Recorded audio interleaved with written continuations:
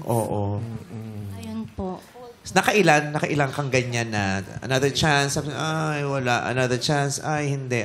Kailan mo na-realize na, hindi ko na rin kaya, hindi ko na rin siya. Nung second anniversary na po namin, another anniversary na naman po na hindi maganda. So, nung second anniversary, parang ewan ko dun sa kanya na lagi siyang gagawa ng way para mag-away kami. Kaso, tinaon niya nung second anniversary namin na dapat kami yung magkasama. Ang kasama niya is nag-celebrate siya nung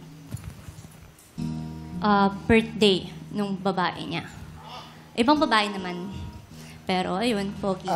So confirmed na meron talaga siyang babae na kinakasamang iba. Hindi naman po kinakasama. Pero may hinaharot karelasyon. na naman siyang...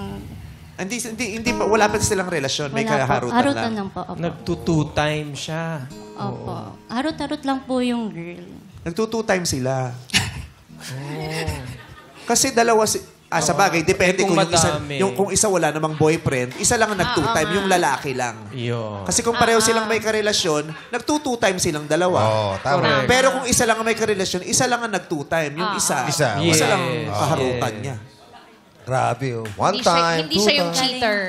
Yeah. Siya yung the other. Hirap talaga pag two time. Yes. Pero kung nagkakaroon ka ng oras, para mo na-i-schedule yun.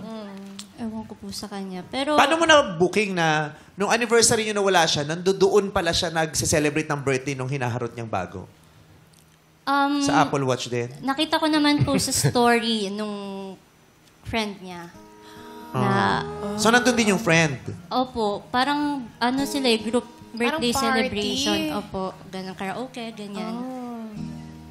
Pero wala kayong ganap talaga nung anniversary niyo? O meron? Wala Inindihan niya po lang? kaming ganap that time, pero may mga gift po ako sa kanya. Kaso wala, hindi ko siya ma-reach out that time. Kasi nang aaway nga po siya. Parang plinano niya yung mga away na para sa mismong anniversary namin. Siya po yung Nakaset kasama. up. Parang sinasabotage niya yung relation. Sabotage! Oh. Sinabotahin. Organized. Ginagawa niya ng way na mag-break na kayo. It was an organized sabotage.